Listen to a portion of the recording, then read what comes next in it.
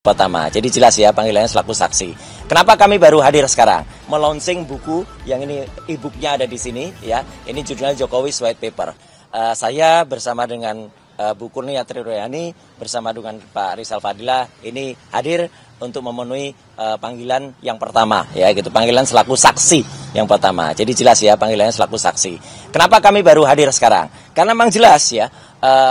Kemarin baru saja 3 hari yang lalu kita setelah bergembira merayakan 80 tahun kemerdekaan Indonesia. Dan 80 tahun kemerdekaan Indonesia itu adalah kebetulan kami bertiga, saya, Dr. Resmond dan juga Dr. Tifa itu melaunching buku yang ini e-booknya ada di sini ya. Ini judulnya Jokowi's White Paper. Alhamdulillah sukses tetap bisa di launching ya secara soft launching meskipun dengan tadi yang sampaikan Pak Kosinudin dengan berbagai intimidasi. Intimidasi yang pertama adalah kami sudah mendapatkan ruang booking itu di ruang Nusantara di UC, University Club di UGM. Uang booking sudah diterima. Dan kalau semalam ada yang ngaco ya, yang bilang itu belum dilunasi. Mana ada penggunaan gedung terus dilunasi duluan, semua makanan dibayar semuanya ya. Itu orang picik yang mengatakan begitu ya. Semua selesai baru dibayar. Jadi booking sudah kita lakukan, tapi mendadak kita dengar kabar minggu malam tanggal 17 Agustus. 17 Agustus loh, kita sedang merayakan 80 tahun kemerdekaan Indonesia, tiba-tiba gedung itu disatroni. Saya bilang disatroni karena katanya nggak resmi. Ada petugas dari Polsek setempat itu datang dan kemudian melakukan intimidasi dan lain sebagainya, interogasi.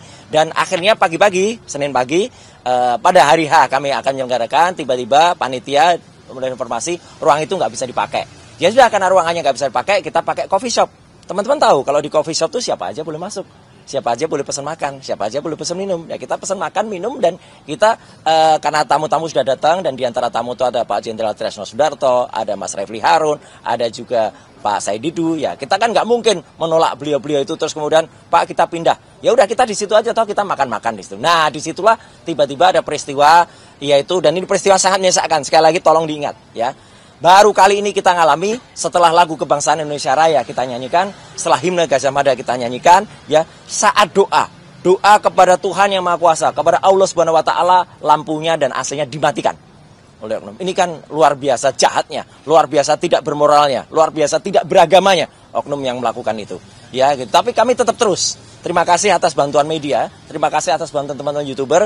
Lampu-lampu Anda menerangi kehidupan kami, menerangi kehidupan kita semua, dan itulah lampu yang menerangi peristiwa kita ketika kita soft launch sampai dengan selesai. Juga mikrofon juga tetap on karena kita pakai wireless yang sudah kita antisipasi pakai baterai. Lebih jahat lagi ya, kemarin ya, jadi sehari setelah kejadian kemarin itu yaitu pada tanggal 19 ya, kami menyampaikan pertanyaan, sebuah surat pertanyaan kepada Rektor UGM. Ya, diwakili oleh Pak Resmond dan juga diwakili Bu Tifa, karena saya ada di sini. Ternyata apa? Mau masuk ke lantai 2 saja, di gedung pusat UGM aja, dihalang-halangi oleh satpam yang banyak sekali. Dan tidak boleh naik gitu, kayak penjahat saja. Ini sudah kriminalisasi, seperti tadi kata Pak Kosinudin. Orang yang tidak berbuat jahat, kemudian dianggap berbuat jahat.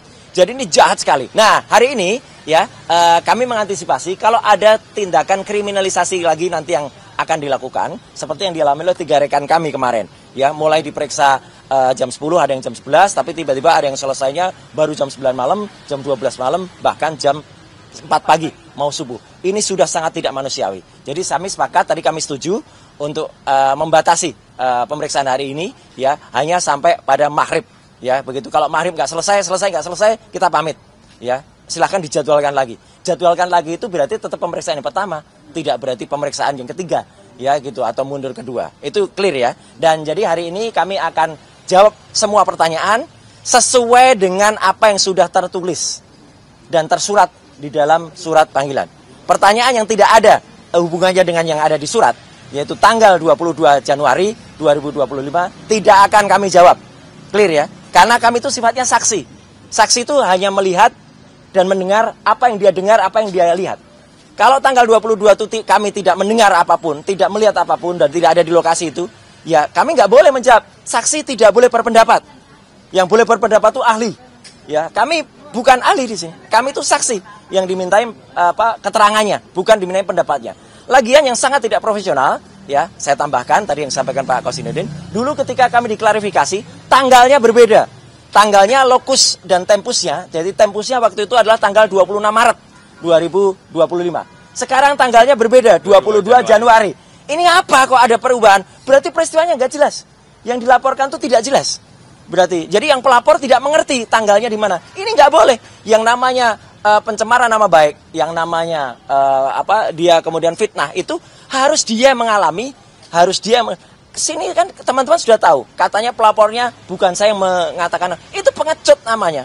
Dia justru membenturkan sesama anak bangsa, membenturkan penyidik Polda Metro Jaya untuk mencari-cari, ya gitu, kepada pasal-pasal yang ada. Dan yang satu lagi yang ada kelompok yang namanya tadi Peradi Bersatu atau Peradi Bercerai tadi, ya itu mereka bahkan kemudian tidak menggunakan kelompoknya, tapi kemudian menggunakan sendiri. Dan mereka juga tidak profesional. Tadi katanya ada 5 orang yang melaporkan, ada yang di Depok, ada yang di Jakarta Pusat, Jakarta. Ternyata sudah polisi sudah capek-capek manggilin saksi-saksi, kemudian ternyata yang 2 dibatalkan. Ya, mereka menarik laporannya. Ini kan penghinaan terhadap kepolisian. Ya, lapor tapi kemudian, dan ada lagi penghinaan. Salah satu orang yang sering datang kemudian memberikan kesaksian, itulah orang yang namanya Sylvester Matutina. Penghinaan karena dia adalah terpidana. Orang yang terpidana selain tidak boleh menjadi komisaris, juga tidak bisa memberikan keterangan. Keterangannya harus cabut, apalagi dia memberikan keterangan yang konon sangat esensial ketika peristiwa di Solo. Itu nggak boleh, harus dianggap. Karena apa? Kalau dia masuk penjara, berarti dia nggak ada di peristiwa itu. Jelas kan? Dia nggak bisa memberikan keterangan di situ. Jadi kenapa dia bisa memberikan keterangan? Karena dia melarikan diri, tidak ditahan. Hari ini dia juga lagi mengajukan PK, tapi itu urusan lain. Kalau sampai negara mengizinkan PK dia, malu sekali negara ini. Orang yang mengajukan PK itu harus menjalani eksekusi dulu. Tapi saya kembali ke sini, ya terakhir yang ingin saya sampaikan. Doakan semoga teman-teman juga sabar, teman-teman juga menunggu kami, ya. Kami akan lakukan sebaik-baiknya, meskipun kami dengar pemeriksaannya itu nanti akan ada 24 eksemplar yang di-print tiap halaman. 20 berkas ya. Ya, 24 berkas, ya, tiap halaman. Jadi kalau berkasnya ada 10 halaman, ya 240. Ngeprintnya bisa 3 jam.